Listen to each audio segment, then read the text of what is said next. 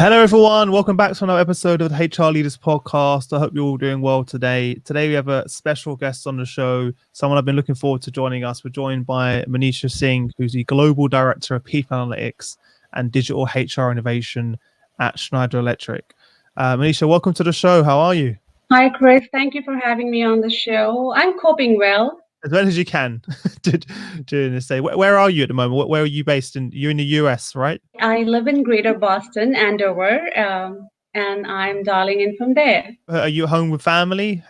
What's your current setup at the moment? Yes, me and my husband are both working, and I have two boys, 12 and 8. So we are all home together now, 7.5 weeks down into the stay-in-home mode and Nice. working from here.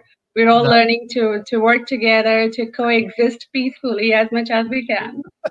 I know how that feels. Don't worry. I know how that feels. Before we jump in, Manisha, tell everyone a little bit more about yourself personally. Obviously, you just shared a little bit there, but your journey career-wise to where we are today. So I have an interesting career journey. I didn't prepare to be HR, did my chemical engineering and prepared to be a chemist somewhere. Joined an automobile company on the shop floor, worked 2 years and looked at the productivity, quality, business KPIs. And I realized in my young mind, I made a decision that the single most important factor which can make it succeed is people.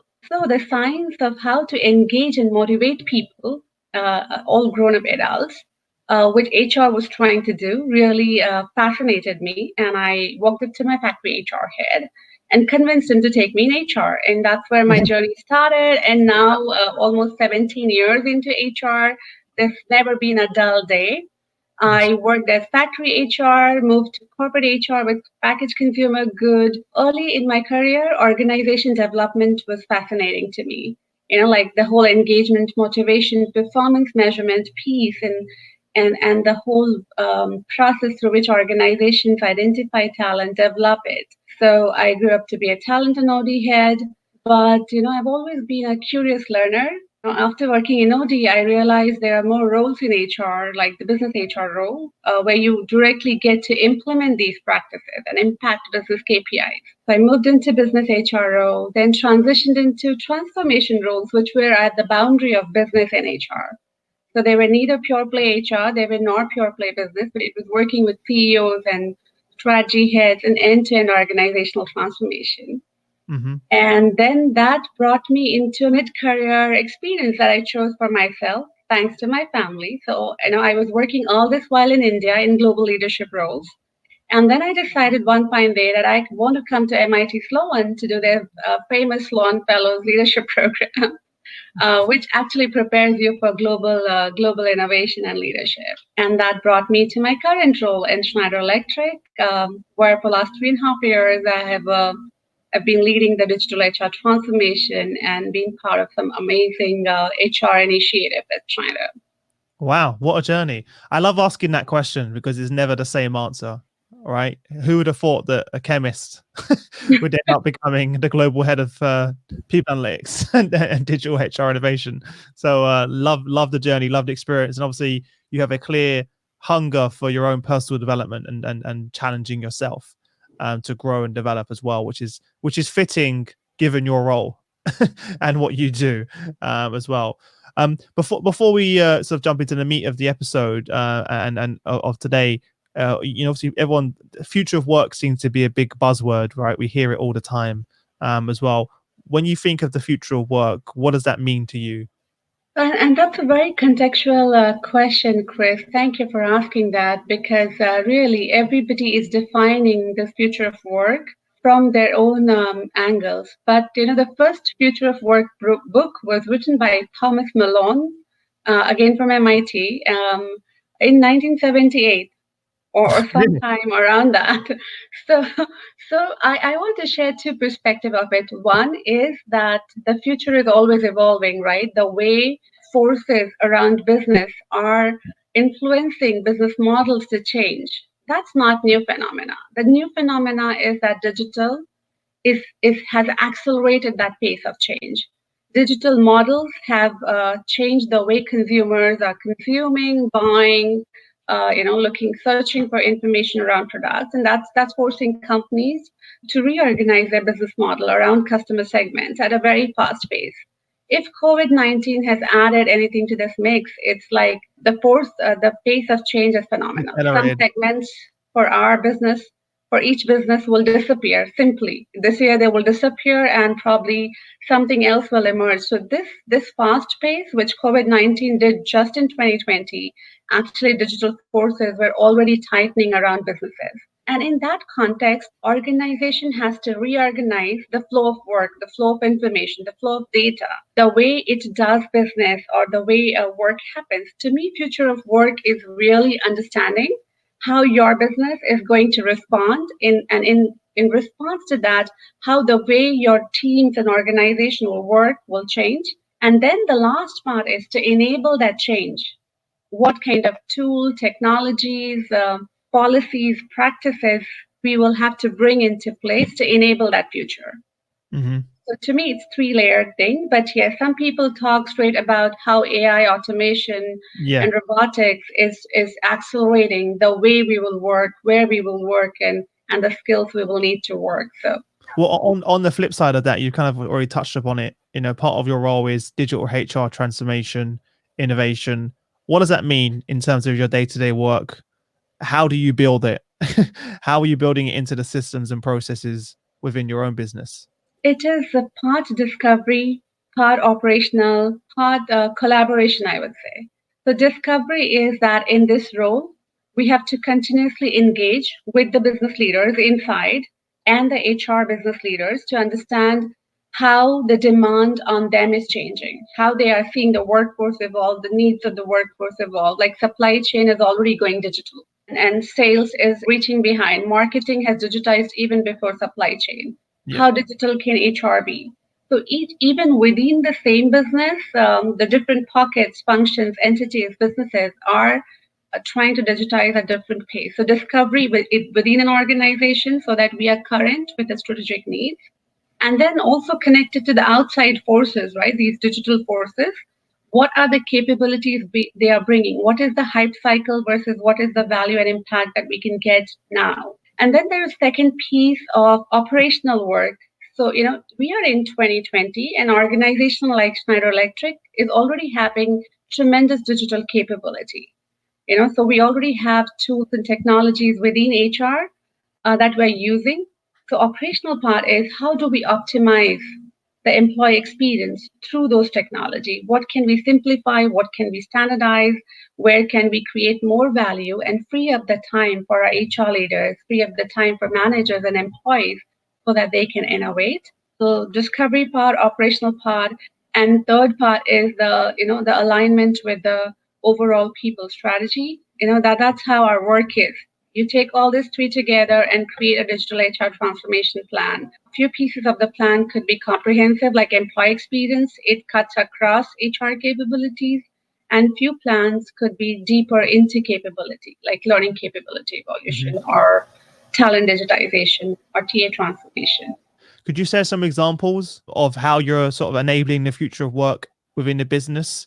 What are some of the digital HR programs that you're passionate about that stand out to you that you've delivered so far?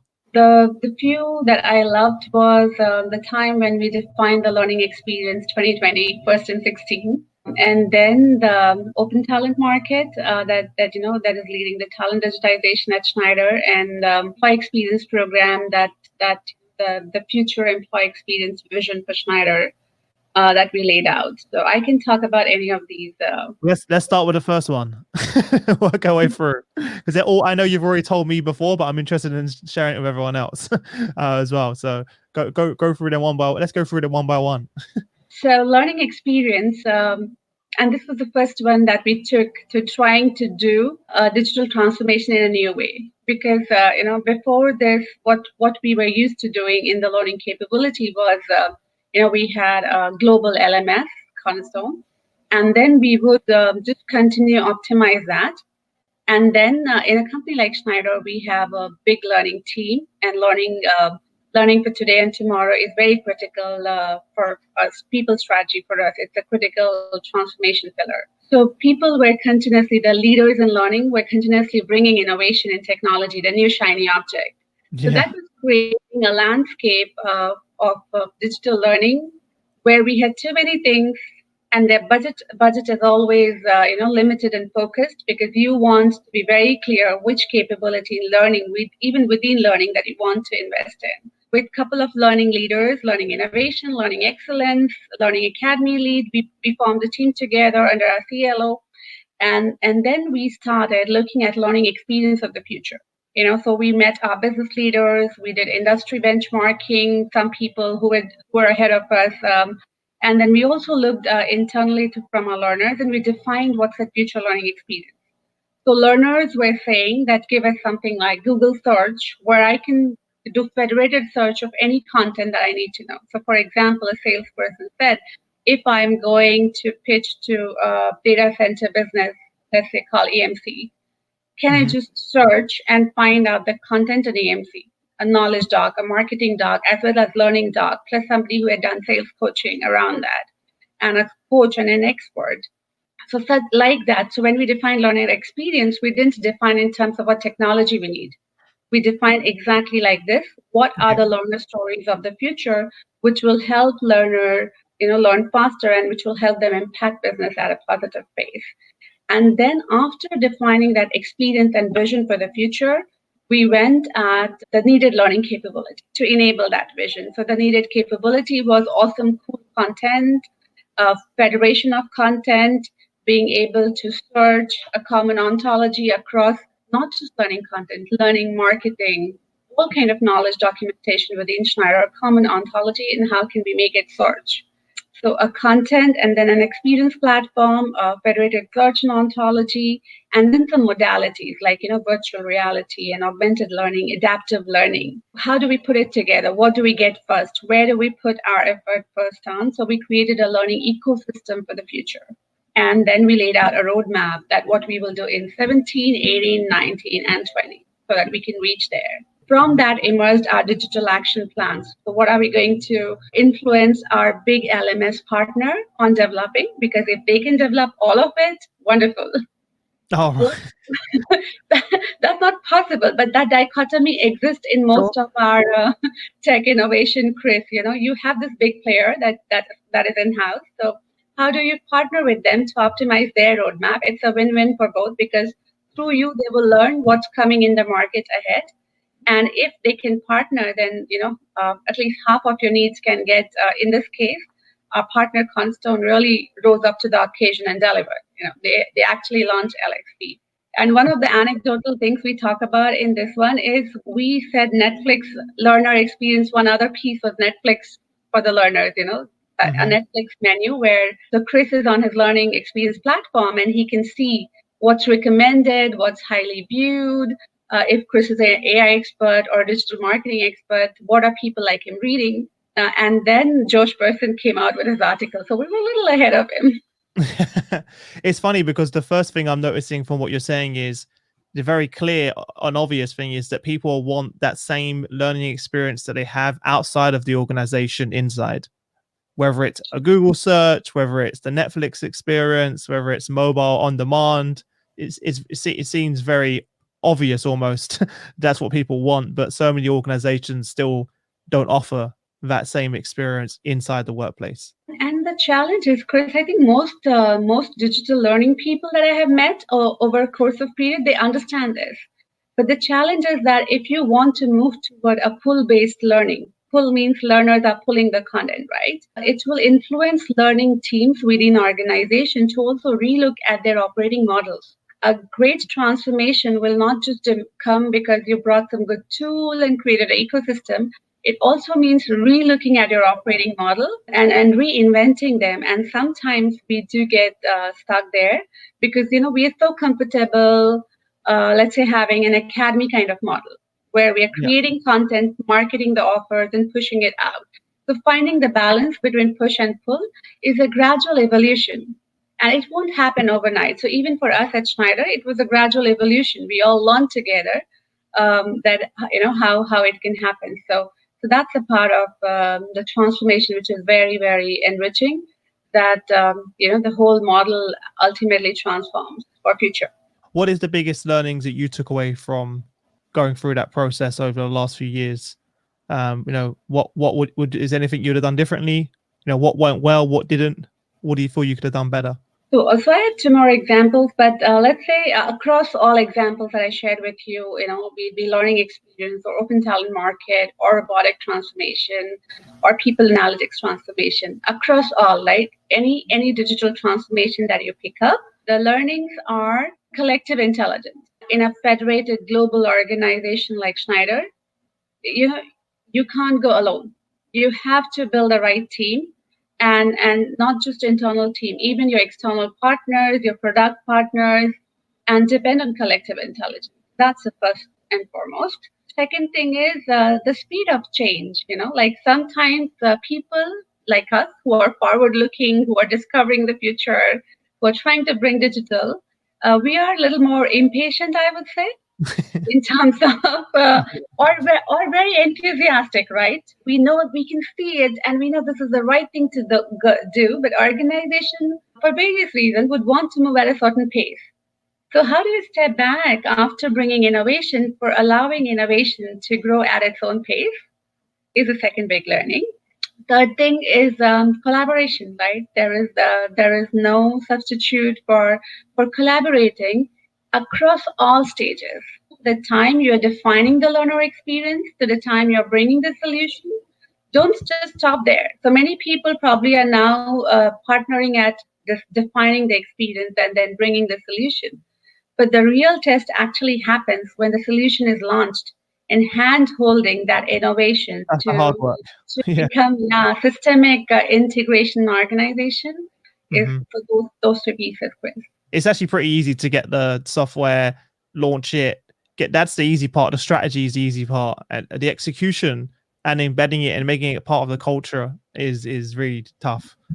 So the work begins as soon as you press launch. The real work begins from there. Let's jump into the open talent market piece, because I think that's some very innovative work that you've done there, and very disruptive, and I'd love to share that with everyone.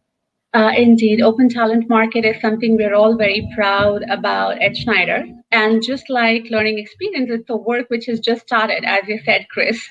But I can share the journey so far with you, and it's been very, very interesting and a great learning experience for us. So, how did it start? We were looking at building the roadmap for career development, talent development. We were exploring the various aspects, like what does it mean for an employee to have these opportunities. At the same time, we were looking in the market on what some other people have done in this space. And this is where cutting across silos becomes very handy, because within HR, we have separate processes. There's a process for internal mobility in companies. When you have to move internally in HR, there's a process, there's a vertical which owns internal mobility. There's a vertical which owns career development. There's a vertical within learning which owns mentoring. And the verticals which own flexible projects is emerging, and it sits in various pockets and various different organizations. So our mandate, being a digital transformation team, our mandate was on three different things: internal mobility digitization, looking at something for mentoring, looking at something for projects, and looking at something for career development. So four different mandates, and we were exploring. And at the same time, we were looking at what's happening in the market. And in this case, market brought a very beautiful insight to us. And we looked at Glow, the current partner with whom we are working. We looked at some other players, which is not fair to name them because we didn't choose to work with them, but they were trying to develop this from various different angles. And we chose one of them. But even before we chose anybody, we went back and talked to our HR leadership team, saying that instead of talking from four different perspectives, can we merge them? Because we see here artificial intelligence as an opportunity to do something very disruptive. The same AI can recommend in the area that he's interested in. The same AI can recommend Chris a job opportunity that he could be interested in. And the same AI algorithm should actually recommend him, because that algorithm is now learning a lot about him, should recommend him the next project that he can take. If he wants to build his muscles in analytics, he can take some people analytics project. So it makes tremendous sense to be able to do all this at one place. So as a digital HR leader, it was a tough space for you to walk because generally you were expected to provide four different solutions in a politically correct way. And here you are coming back and you're kind of nudging to have a merged solution, to look beyond processes as in an employee centric way, because there was future opportunity. But our talent HR leaders, they came on board quickly. One of our talent SVP, she became sponsor for this, and then a few more senior HR leaders joined the thought process. It took us 1.5 years to evolve this thought, policy, and process around it. And this was really important, Chris, because through multiple internal debate, dialogue, and discussion, we understood why it was important for us to have a cohesive, a coherent marketplace with all these opportunities. What will happen to a policy around internal mobility? If as a manager, Chris can offer Manisha a role quickly, then what would my recruiters do? All these changes we debated, and we looked at what impact it will have on our culture, how open we want to keep it. And that's why that word open talent market, open is really a choice we have made. And that's why we put it first. Saying this market is really open means there's no barrier. Anybody can apply to any opportunity. And if you're applying, you will, hiring managers can instantly revert to you. There'll always be a good feedback for you, means feedback which is constructive, which you can use. And if there's a feedback in terms of skill, there will always be development input. So we closed that. We got mandate to create this. We did a proof of concept because AI is also a double-edged sword, Chris. And this was our first comprehensive AI that we were bringing in. And this is where Gloat is very cool because the employees can influence this algorithm a lot. And that's why we chose it. So who's the company again, Manisha? Gloat. Is that the Gloat.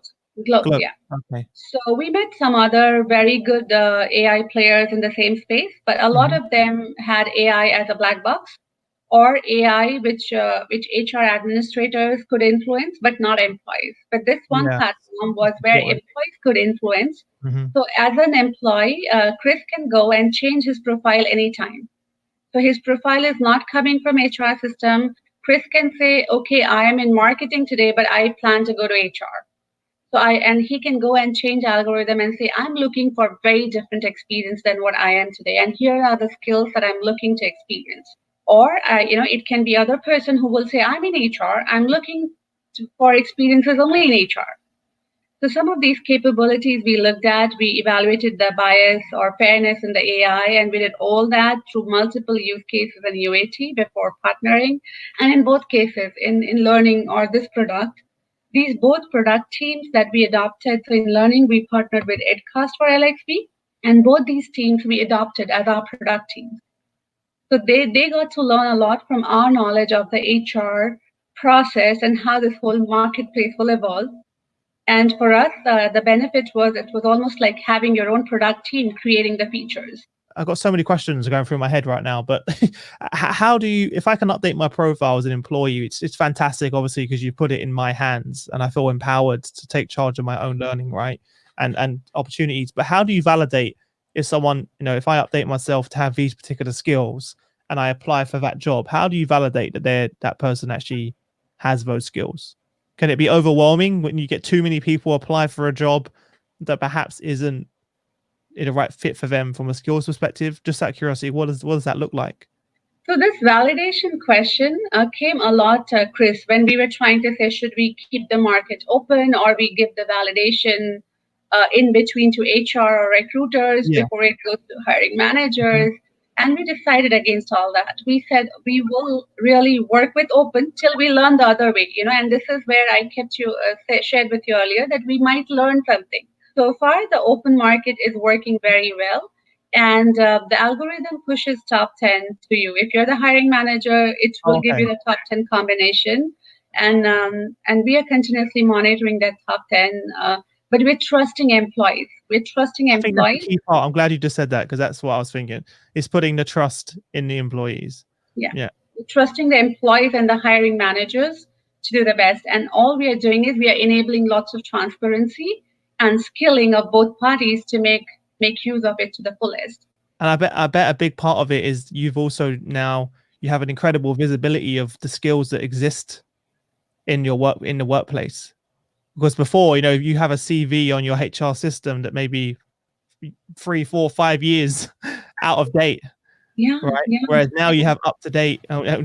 People have obviously developed new skills since they've joined a business, right? So now you have updated and access to look at the business and see what skills do we have, what skill gaps do we have, as well. Is that something that you've found very useful?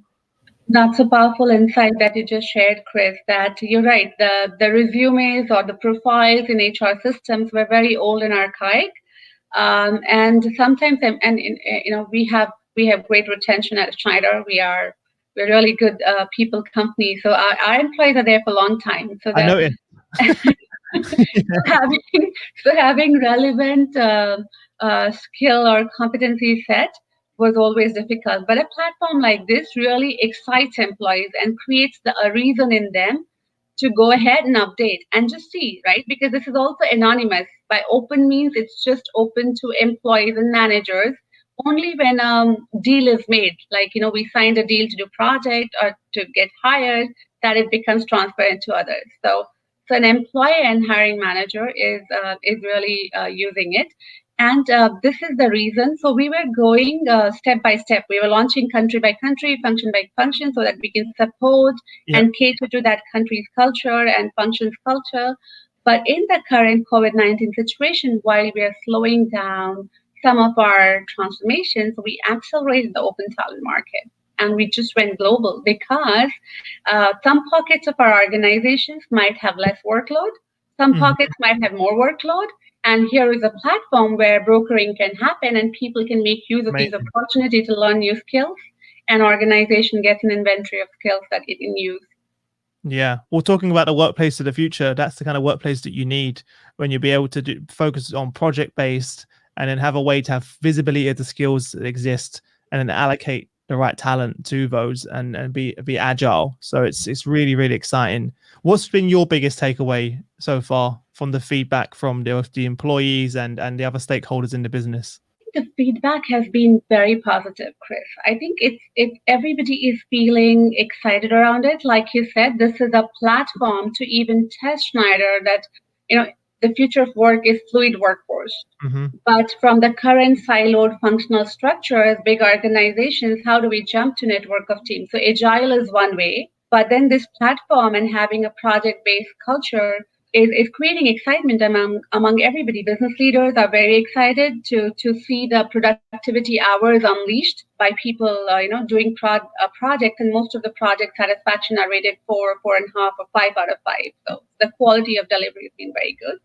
And employees are super excited in terms of seeing this as an opportunity to learn new skills, to find mentors, to find new jobs in Schneider. One of our anecdotal story was, which we used to use when we were searching for this design, was that some employees in Schneider had to go on LinkedIn and look at opportunity in US for something. I think this person was to find out about it on LinkedIn. Yeah, they went and saw Schneider opportunity on LinkedIn, and then they saw the hiring manager or recruiter, and then they came in Schneider email and reached back to that person. And finally, this person was hired from Paris and moved to Boston. So now those stories are not now all those people are seeing the opportunity inside. We're all learning. We never thought projects would pick up at the pace it has picked up. Mentoring is doing well, but we would love it to do more. One of the senior leaders who volunteered for to be a mentor to five people, he told me, "Hey, I was very excited to mentor 5, but only 3 people turned up. So where did the other 2 go?" So people are kind of clicking yes, and then they are developing cold feet. So we contacted these other 2 people just to learn. Everything with curiosity, okay? No reprimanding. 2 other people said, "Hey, we just developed. We weren't sure that this SVP was really going to mentor." Yeah, but this is the beauty and part of the process, right? As you said, and you've trusted them and put it out there, and you're learning from the feedback rather than sitting there and trying to think of every single outcome and scenario. Put it out there into the hands of the employees, trust them, and then learn and develop from there, which is fantastic.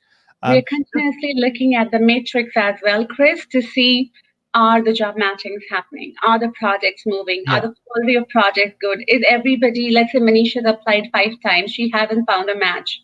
What's happening with Manisha? Why is the algorithm not working? Has she not updated her profile properly? Why is she not able to find match? So we're looking at lead and lag, all indicators, to ensure that the intention with which we've started this talent marketplace is really moving forward. What about the talk about the people analytics transformation that you're working on? Because I know there's something right now which is more specific that you're looking at and reassessing. So people analytics program in Schneider is also like 5-6 year old. We already have a comprehensive people analytics program, a very big team of global experts who are people data scientists. My mandate was really to look at the digital capability in people analytics, and how can we transform it to have a more higher user adoption. If I have to simply put one matrix, the adoption rate of our current analytics product is suffering because partly it could be attributed to data literacy, but partly it's also about technology and the current platform and its performance. So that was the mandate. When you say adoption, what do you mean by adoption? Is it adoption of the senior executives in the business? So we have 2,500 HR users, right? And we have like 2,000 plus reports in our analytics portal, people analytics portal, and 184 plus dashboards. So by adoption, I mean how many of those HR users, when they need to look at numbers, are coming and using these reports. Okay. And when they're using it, do they still need to invest some hours from their side, or they can just pick it up and use it? We do listening surveys every quarter. And we found out that 78% of our HR people still invest a lot of time in data gathering, data validation, and repurposing those reports for their use. So that was a good feedback for us, right? And then our data scientists also felt that the data is organized in a very complex way, and they just need better access. So in that context, I landed in people analytics, and I was looking at, this was last May. Whenever I land a capability portfolio, I call this as a capability. I divide it into two pieces. One is fix the foundation, something that is pinching my shoe now and needs to be done now. So that's fix the foundation, the operational piece, and then shape the future. Because it's very easy to get sucked up into fixing the foundation, and by fixing the foundation, you can't achieve that 50, 60, 80% adoption that you're talking about. So how do you shape the future?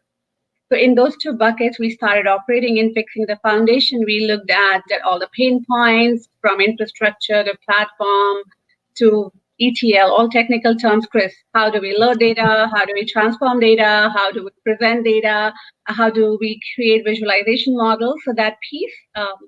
And then second piece was in shaping the future. We looked at, so we have currently our Oracle Analytics Suite. So one strategy was to look at the current big player, like Toggle Learning. What more can they do for us? So Oracle is moving to Oracle Analytics Cloud, OAC. So doing a POC with them and trying to see whether that platform has much better user experience capability and the futuristic capability of self-service, AI, machine learning models that we're looking at. And then at the same time, looking in the market to say, what is the thought leader emerging? And can we do a small POC with them also, so that we have a comparison to see where the life of our end user is simplified, both our end user and data scientists. And so we're doing a POC with Hotspot as well. With who, sorry? Hotspot. So that's ongoing right now as we speak. We are designing it to be launched in July first week. So we did the proof of concept last 6 months, and now we're preparing for the pilot launch. Wow, very interesting. Well, I know a big passion of yours, as you put on your LinkedIn profile, is around obviously robotics, AI. Have you had a chance to adopt? Obviously, I know AI in the current work we just spoke to, but when you think about robotics, automation for HR strategy, how do you start that conversation and developing concepts about executing it within the business? So yes, last year in Schneider was a big transformation year. I think last 2 years, where we developed our robotics strategy in HR, and by now we also have lots of bots which are functioning very well. and now it's time for us to evolve part two of our robotic strategy. It is very interesting, Chris, because it is bringing the future of work angle, right? Like the Yeah. future of work is a concept which will not just happen by itself. It's through these interesting, sometimes disruptive pilots and programs that you will start bringing it step by step. And then there will be a point where you can press accelerate and gain maximum value out of it. So we started robotics also as a concept. And we're fortunate because Schneider Digital, Schneider itself is an organization which is into accelerated mode for digital transformation. So it created a robotic center for excellence. And this is what I meant by collective intelligence. So we were in HR, but we partnered with our enterprise robotics team and learned everything from the beginning and Hmm. kind of forge a partnership. What platforms they're choosing, what's the working or operating model for developers, and how do we evaluate our use cases? How do we bring it together? How do we set up a governance? And then through that, we created an HR RPA governance and operating model. And then we connected with our region. So I'm in a global role, and we connected to regional HR leaders, HR service leaders globally, and we shared with them what we're doing in terms of RPA, what outside world is doing, where are the opportunities.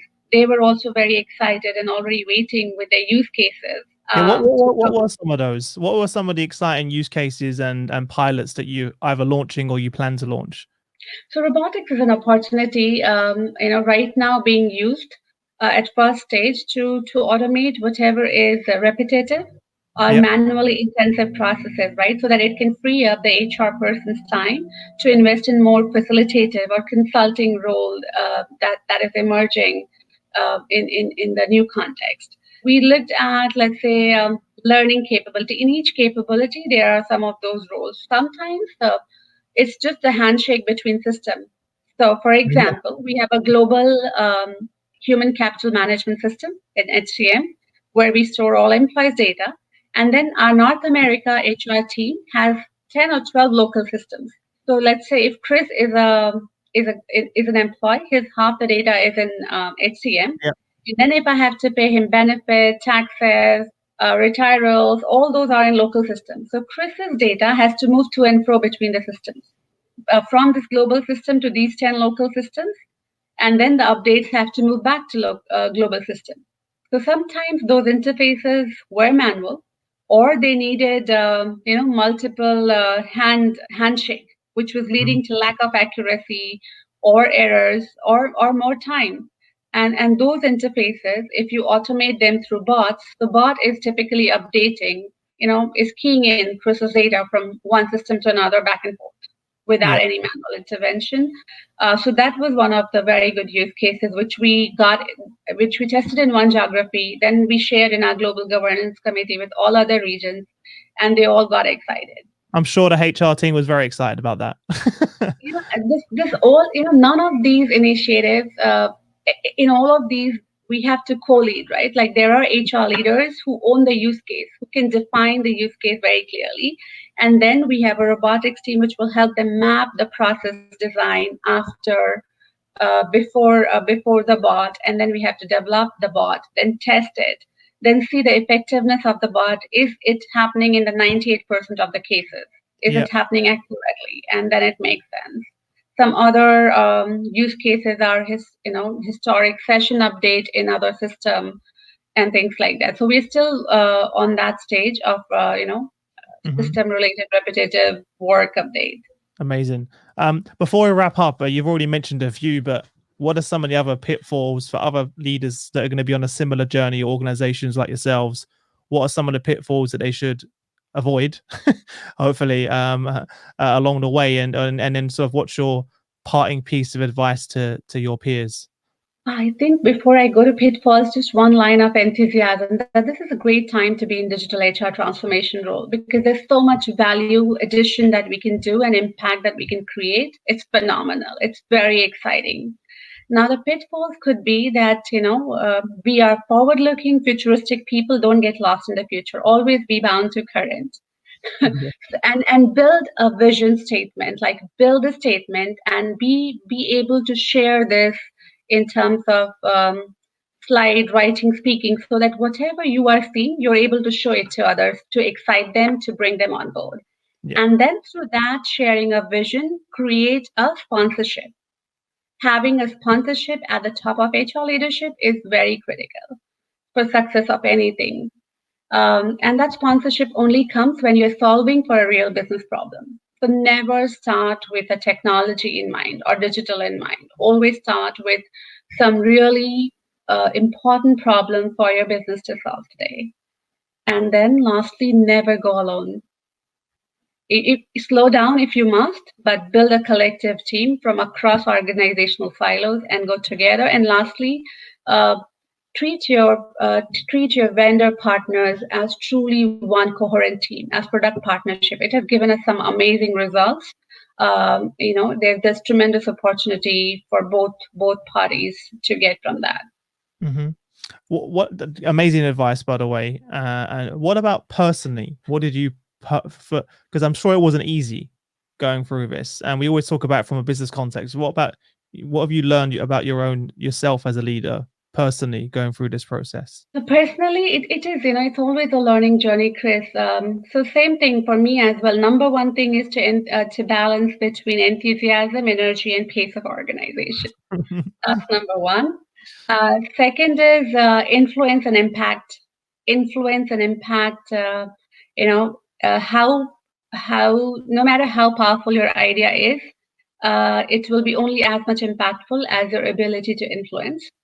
Third thing is, even though in digital you would think that I have the future of work knowledge, I'm futurist, I can think about it, and I can see things ahead of time. Never forget, relationships is always first. It's relationships, and then through those relationships, you can influence all the cool thoughts that you have. So those three will be my top three. But thank you so much for taking the time out to join us. Really excited to. Exciting to have you on the show, and so many exciting things that you guys are doing. So I look forward to following the work that you're doing at Schneider Electric as well. You guys are definitely ahead of the game from speaking with a lot of your peers and other companies out there. So it's great to hear. Thank you for having me, Chris. We have a great HR leadership team, and I think a great leadership vision and people vision. I'd just like to say we at Schneider truly believe great people make Schneider a great company. And anything that we do in HR is to support that vision. Amazing. Well, I'll see you again soon, right? Because Manisha is also going to be joining us for the People Analytics virtual summit that we're going to be doing in next month. So if you guys are not already registered for that, you can head over to our website, hrdleaders.com. You'll be able to see the registration for the summit there if you want to join us. We have over 2,000 now, Manisha, People Analytics executives signed up. So no pressure. Very excited. And I've seen the list of other speakers that you've put together, Chris. Very excited to learn and share. Looking forward to it. We obviously couldn't do it without you guys, so we really appreciate it, and all of your support that you've given us as well. So apart from that, everyone listening on LinkedIn, thank you for tuning in and joining us today. As I said, if you're not already subscribed to the podcast, you can also do so on our website as well. Subscribe via your favorite platform. Apart from that, enjoy the rest of your day, Manisha, and I look forward to seeing you soon. Okay, see ya. Thank you. Stay safe, everyone. Bye-bye. Bye.